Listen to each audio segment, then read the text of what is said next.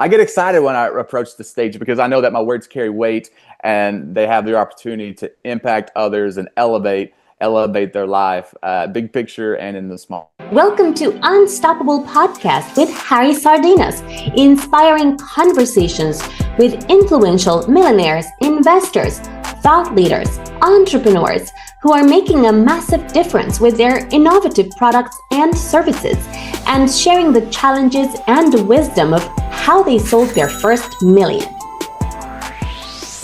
What message do you have for the wannabe entrepreneurs that they are in corporate and they are scared to face the unknown?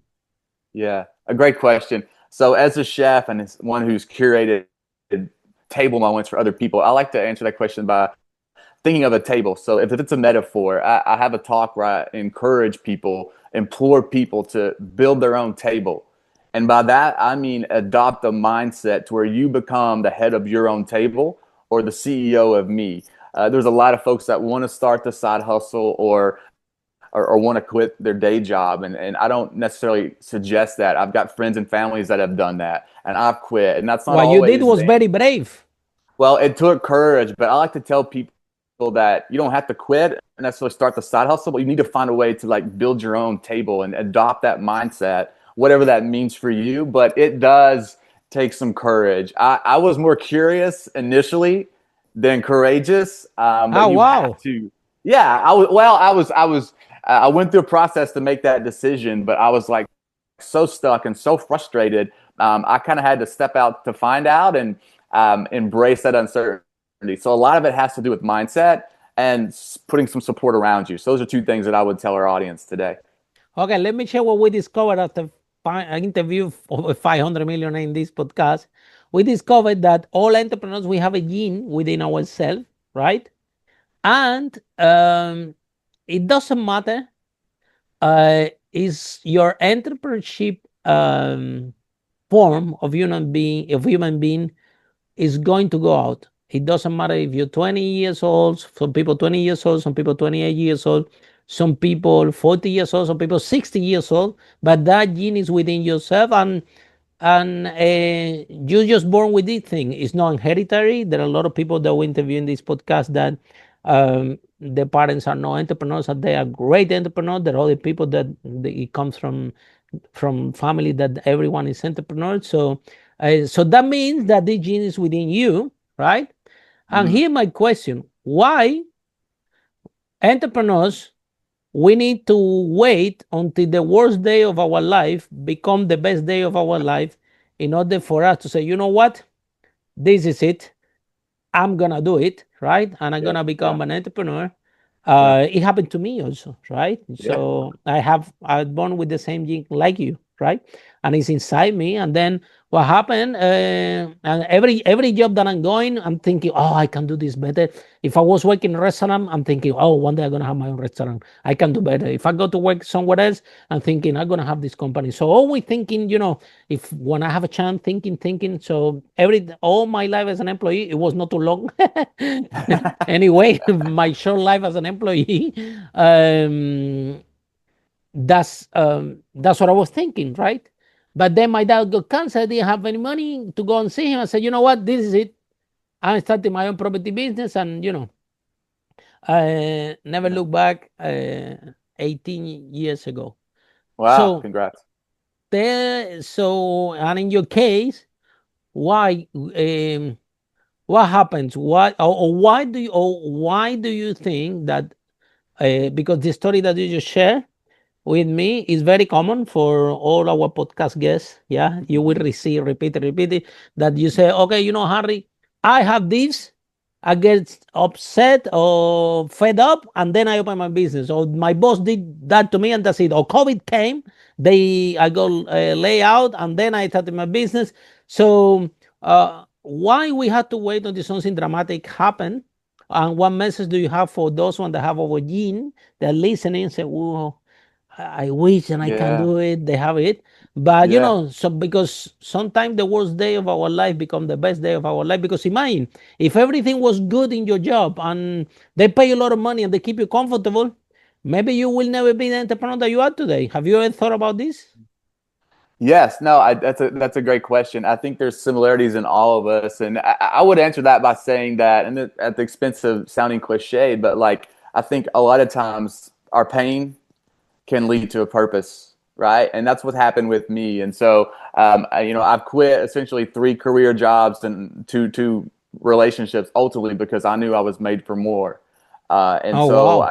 and a lot of those have been unexpected. Along the journey of my career journey, I was an educator. I started a culinary program at a high school, and I thought it was going to be the long game. But I remember sitting in my supervisor's office when I resigned, and I was like, told him what I was unhappy with, what I was frustrated. I was like, if this is my one day, then I've been lied to. Like a lot of us wait for one day. We wait for the optimum circumstances or whatever.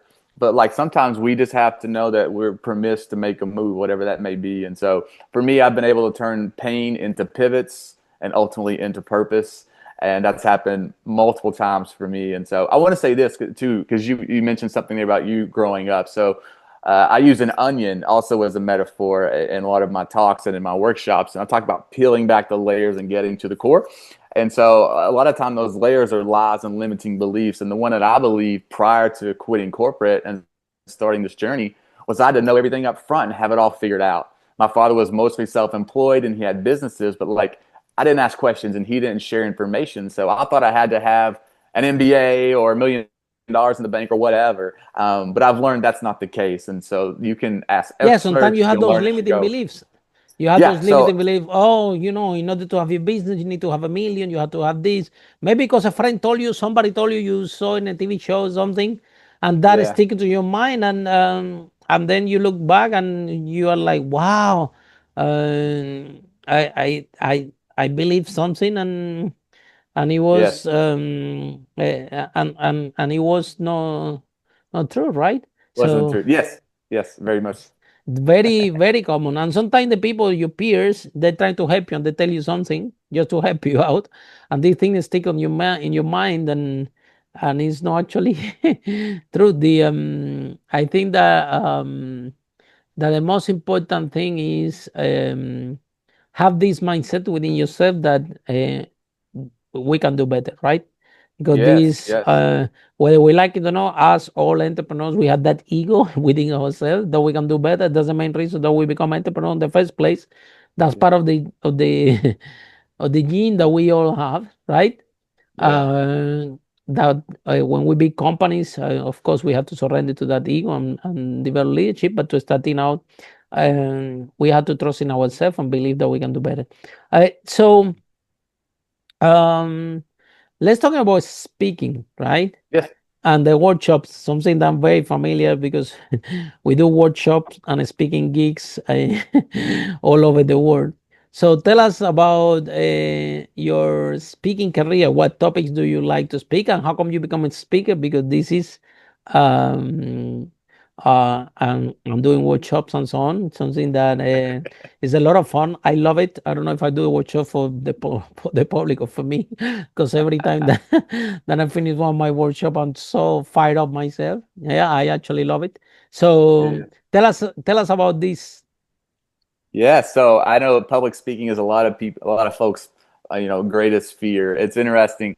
So I've got 17 years in the culinary world, and I've done a variety of different things. And in 2023, a few years ago, I thought I was going to scale. We're talking about growing our businesses. I was going to scale a meal prep company here in the States, and I'd met a business coach, and he had experience, and one thing led to another. But I was 6 months down the road, and I realized that it's a toxic relationship at best, and we were not aligned on multiple levels. In addition to that, I also went through an unexpected and unfortunate divorce personally, and it just kind of wrecked me for a time. And it gave me great clarity, again, pain to purpose of what I did and didn't want.